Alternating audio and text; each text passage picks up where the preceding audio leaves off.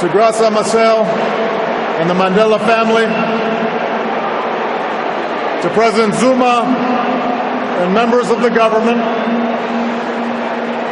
to heads of states and government, past and present,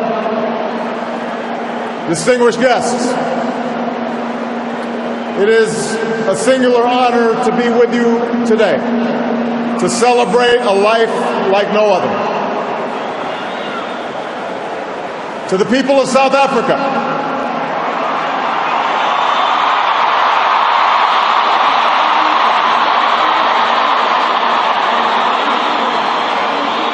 people of every race and every walk of life, the world thanks you for sharing Nelson Mandela with us. His struggle was your struggle. His triumph was your triumph. Your dignity and your hope found expression in his life, and your freedom, your democracy, is his cherished legacy.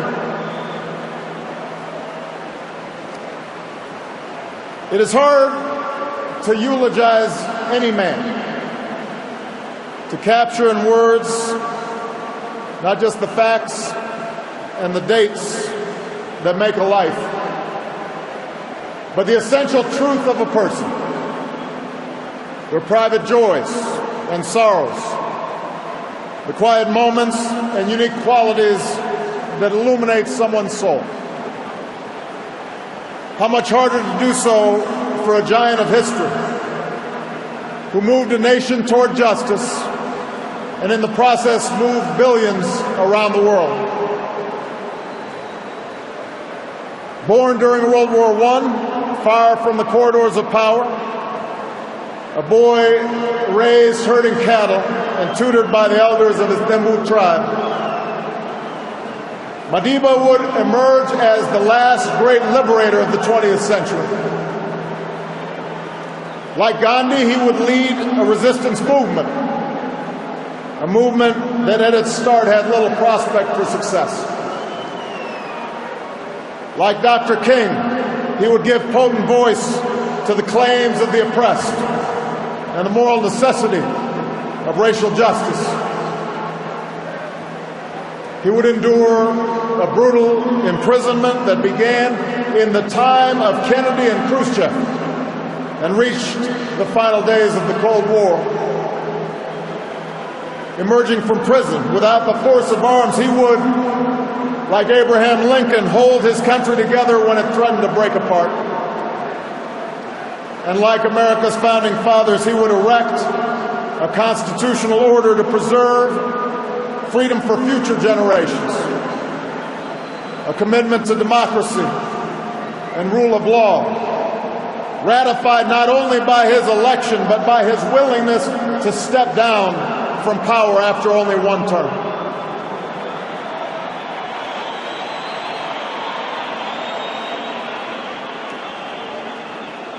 Given the sweep of his life, the scope of his accomplishments, the adoration that he so rightly earned, it's tempting, I think, to remember Nelson Mandela as an icon, smiling and serene, detached from the tawdry affairs of lesser men. But Madiba himself strongly resisted such a lifeless portrait.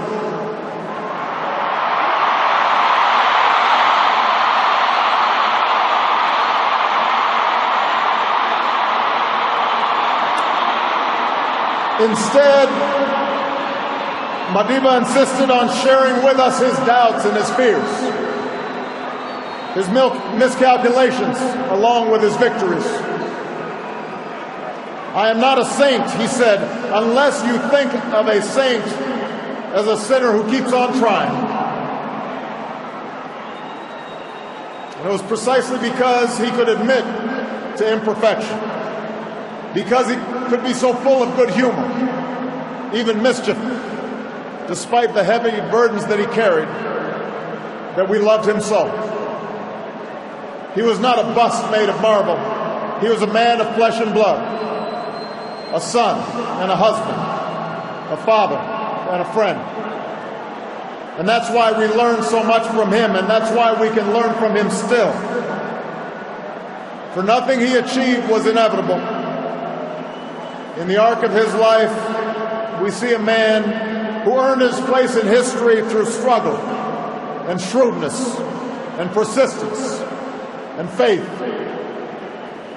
He tells us what is possible, not just in the pages of history books, but in our own lives as well. Mandela showed us the power of action, of taking risks on behalf of our ideas. Perhaps Mandela was right that he inherited a proud rebelliousness, a stubborn sense of fairness from his father. And we know he shared with millions of black and colored South Africans the anger born of 1,000 slights, 1,000 indignities, 1,000 unremembered moments, a desire to fight the system that imprisoned my people, he said. But like other early giants of the ANC, the Sisulus and the Tambos,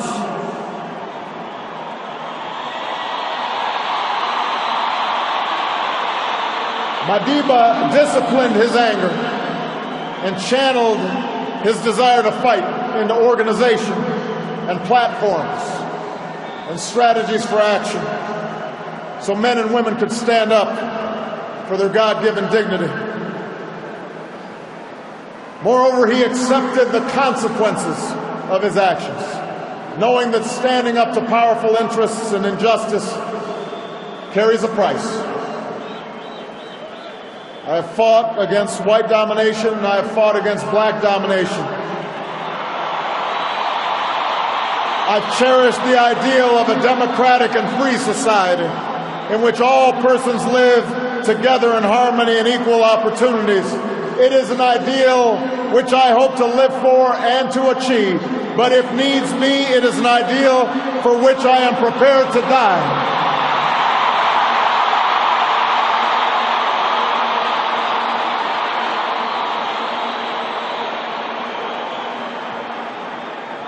Mandela taught us the power of action, but he also taught us the power of ideas, the importance of reason and arguments, the need to study not only those who you agree with, but also those who you don't agree with. He understood that ideas cannot be contained by prison walls or extinguished by a sniper's bullet. He turned his trial into an indictment of apartheid because of his eloquence and his passion, but also because of his training as an advocate. He used decades of prison to sharpen his arguments, but also to spread his thirst for knowledge to others in the movement. And he learned the language and the customs of his oppressors so that one day he might better convey to them how their own freedom depends upon his.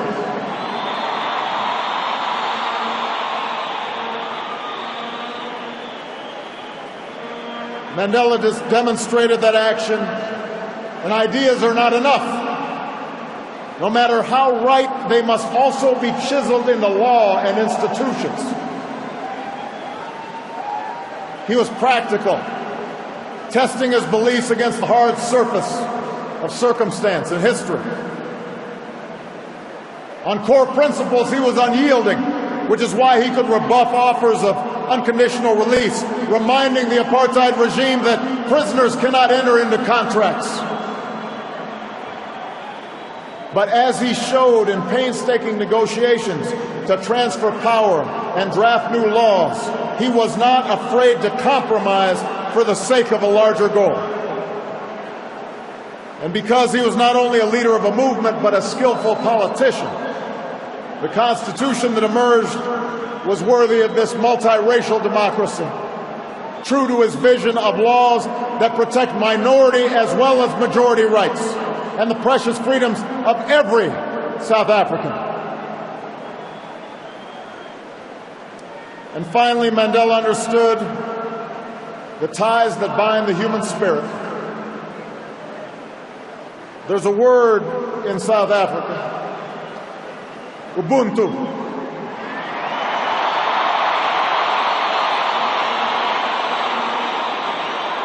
A word that captures Mandela's greatest gift.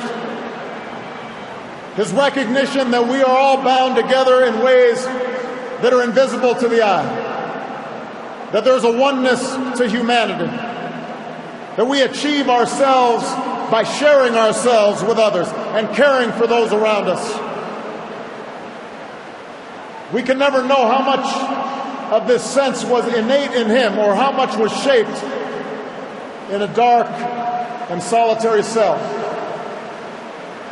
But we remember the gestures, large and small, introducing his jailers as honored guests at his inauguration, taking a pitch in a Springbok uniform, turning his family's heartbreak into a call to confront HIV/AIDS, that revealed the depths of his empathy and his understanding.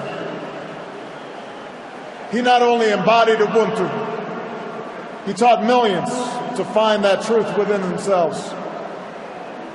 It took a man like Madiba to free not just the prisoner, but the jailer as well. To show that you must trust others so that they may trust you. To teach that reconciliation is not a matter of ignoring a cruel past, but a means of confronting it with inclusion and generosity and truth. He changed laws, but he also changed hearts. For the people of South Africa, for those he inspired around the globe, Madiba's passing is rightly a time of mourning and a time to celebrate a heroic life. But I believe it should also prompt in each of us a time for self-reflection. With honesty, regardless of our station or our circumstance, we must ask, how well have I applied his lessons in my own life?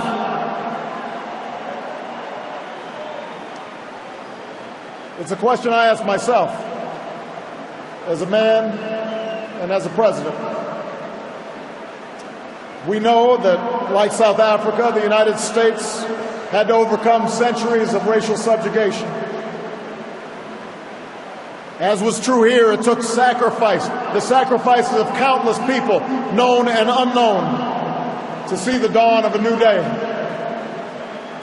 Michelle and I are beneficiaries of that struggle.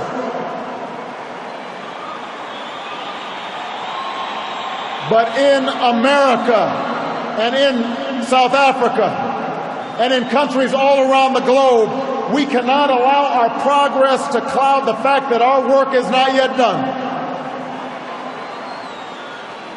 The struggles that follow the victory of formal equality or universal franchise may not be as filled with drama and moral clarity as those that came before, but they are no less important. For around the world today, we still see children suffering from hunger and disease. We still see rundown schools. We still see young people without prospects for the future. Around the world today, men and women are still imprisoned for their political beliefs and are still persecuted for what they look like and how they worship and who they love. That is happening today.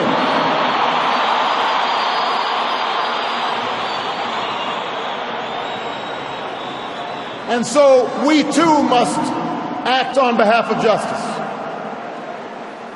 We too must act on behalf of peace.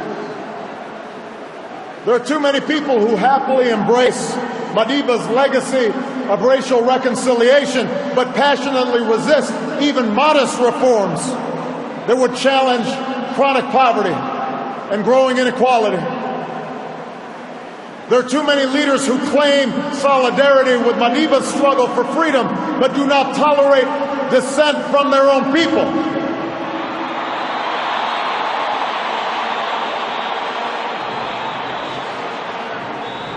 And there are too many of us on the sidelines, comfortable in complacency or cynicism when our voices must be heard. The questions we face today, how to promote equality and justice, how to uphold freedom and human rights, how to end conflict and sectarian war, these things do not have easy answers. But there were no easy answers in front of that child born in World War I. Nelson Mandela reminds us that it always seems impossible until it is done. South Africa shows that is true. South Africa shows we can change, that we can choose a world defined not by our differences, but by our common hopes. We can choose a world defined not by conflict, but by peace and justice and opportunity.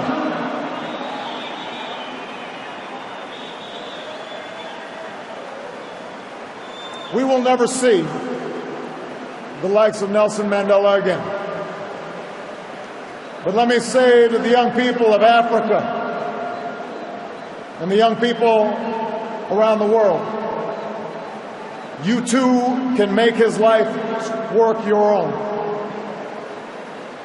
Over 30 years ago, while still a student, I learned of Nelson Mandela and the struggles taking place in this beautiful land. And it stirred something in me. It woke me up to my responsibilities, to others and to myself, and it set me on an improbable journey that finds me here today. And while I will always fall short of Madiba's example, he makes me want to be a better man. He speaks to what's best inside us. After this great liberator is laid to rest, and when we've returned to our cities and villages and rejoined our daily routines, let us search for his strength. Let us search for his largeness of spirit somewhere inside of ourselves. And when the night grows dark, when injustice weighs heavy on our hearts, when our best laid plans seem beyond our reach, let us think of Madiba and the words that brought him comfort within the four walls of his cell. It matters not how straight the gate, how charged the punishment, the scroll. I am the master of my fate. I am the captain of my soul. What a magnificent soul it was. We will miss him deeply. May God bless the memory of Nelson Mandela. May God bless the people of South Africa.